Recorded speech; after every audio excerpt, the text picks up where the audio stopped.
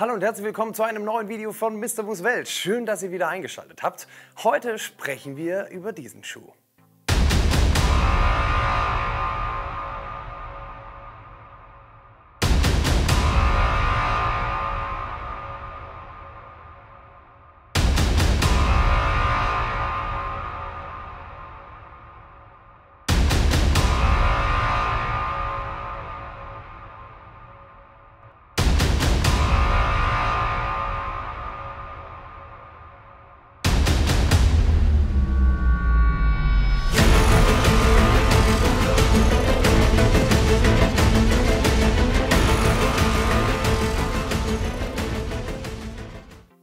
Das ist der Hydro S3 Sicherheitsstiefel, welcher wasserdicht ist.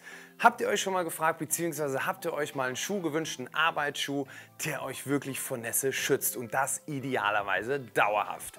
Dieser Kollege hier, der Hydro S3 ist wirklich der Hammer. Gerade wenn ich auf der Baustelle bin bzw. da unterwegs bin, wo es wirklich zur Sache geht, wo ich Probleme habe mit der Zehenschutzkappe, wo mir die Sohle durchbrennt bzw. das Obermaterial durchscheuert, überall wo andere Schuhe versagen, könnt ihr auf diesen Schuh getrost zurückgreifen. Fangen wir gerade an bei der Laufsohle. Hier haben wir eine Gumminitril-Laufsohle mit einer HRO-Kennzeichen. Das bedeutet, die Sohle ist auch sehr hitzebeständig. Nicht nur sehr robust und abriebsfest, sondern eben auch hitzebeständig. Bis zu 300 Grad kurze Belastung wohlgemerkt. Das heißt nicht, ihr könnt eine halbe Stunde auf heißen Kohlen laufen, sondern einfach 2 Minuten, maximal 300 Grad hält die Laufsohle aus. Besitzt übrigens auch eine SRC-Rutschhemmung. Das bedeutet einfach, dass ihr einen super Grip habt auf unterschiedlichen Oberflächen. Des Weiteren habe ich eine Kunststoff-Zehenschutzkappe und einen textilen Durchtrittsschutz, was natürlich das Arbeiten bei Kälte deutlich angenehmer macht.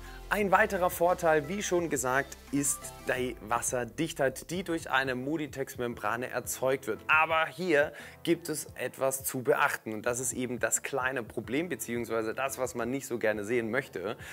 Dieser Schuh ist 7 Stunden lang wasserdicht. Das heißt aber nicht, dass er als Gummistiefel zweckentfremdet werden kann.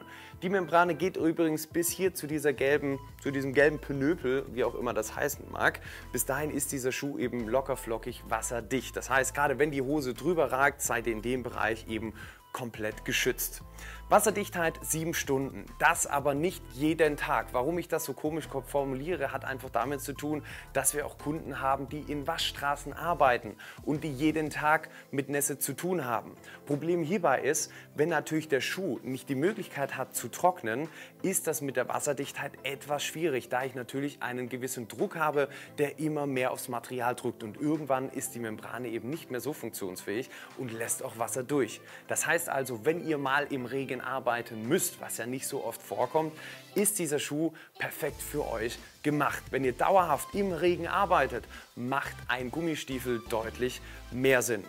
Des Weiteren sollte ich auch noch erwähnen, dass der Schuh auch DGUV 112/191 zertifiziert ist. Das bedeutet, ihr könnt hier orthopädische Einliegesohlen einlegen, aber auch hier Vorsicht, denn so leicht ist es nicht.